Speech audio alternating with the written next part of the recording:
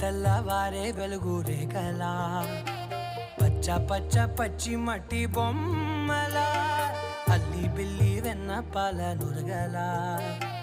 అచ్చ తెలుగు ఇంటి పూల కొమ్మలా దేవదేవుడే పంపగా ఇలా దేవతే మా ఇంట అడుగే పెట్టెనంట బ్రహ్మ కళ్ళలో కాంతులే మా అమ్మలా మా కోసం మళ్ళీ లాలి పాడేనంట.